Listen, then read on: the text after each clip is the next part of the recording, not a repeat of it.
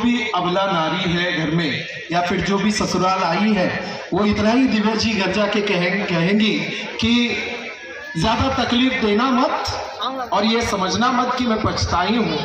ज्यादा तकलीफ देना मत और ये समझना मत मैं पछताई हूँ।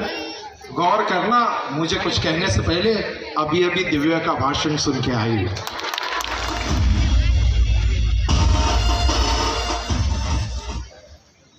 सभी को नमस्ते और सभी का बहुत बहुत धन्यवाद कि आप सबने मुझे यहाँ पे बुलाया।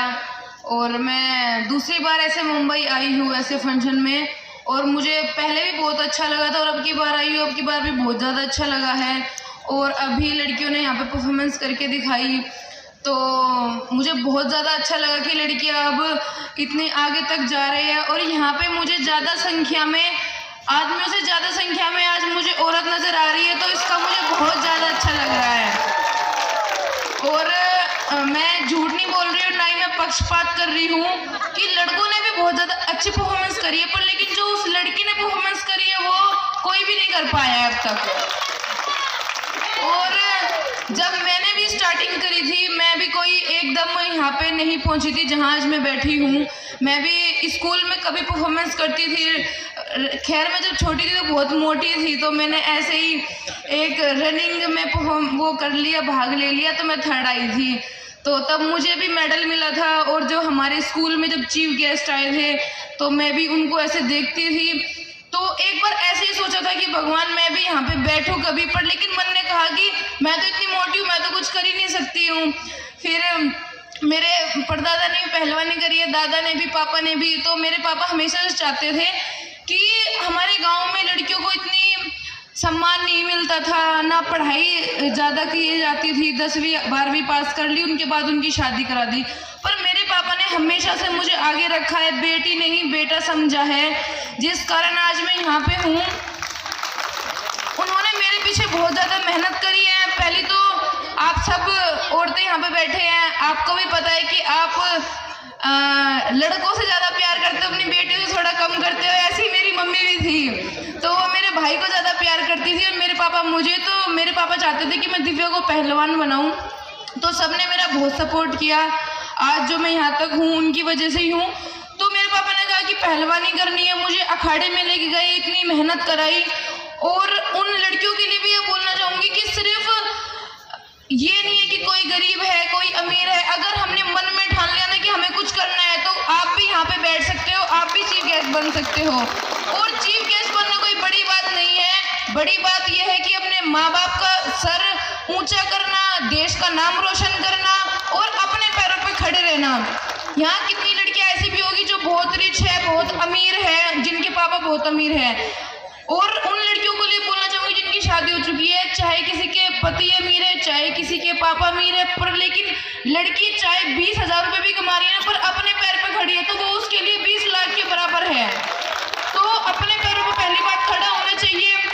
मुझे पढ़ाई में बिल्कुल भी इंटरेस्ट नहीं था, मैं सच बताऊँ, पर मेरे पापा ने मेरे दिमाग में एक चीज़ डाली थी कि अपनी पहचान खुद बनानी है। ये नहीं कि इसके पापा ये है, इसकी मम्मी है, अपनी पहचान खुद बनानी है।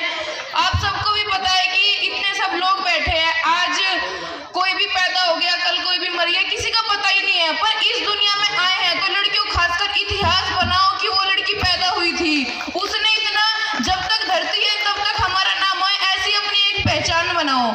जब मैं सच बता रही हूँ कि जब मैं रेसलिंग करती थी, हमारे यहाँ ना मेरे घर पे ना दूध का जुगाड़ था, ना घी का जुगाड़ था, और हम दंगलों में जाते थे कुश्ती लड़ने के लिए।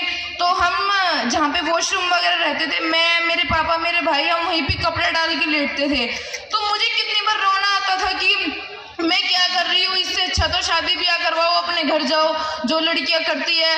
यहाँ मैं रोज ट्रेनों के धक्के खा रही हूँ, बस के धक्के खा रही हूँ। भगवान से सवाल करती थी कि कब तक ये करना पड़ेगा, पर लेकिन भगवान ने हमेशा मेरे साथ रही, हिम्मत बना के रखी। आज मैं उसी रेल में सीनियर टीटी एग्जामिनर हूँ, मैं खुद रेलवे में इतने बड़े पोस्ट पे हूँ, जहाँ मेरे पास टिकट के पैसे नहीं थे, वहाँ मैं रेलवे में सीनियर टीटी हूँ। तो ये सब मुमकिन था, पर लेकिन अपने आप पे पहले भरोसा दिलाना पड़ता है, अपने माता पिता को भरोसा दिलाना पड़ता है। जब मेरा सब जूनियर में ब्राउन्स मेडल आया तो मुझे ये लगा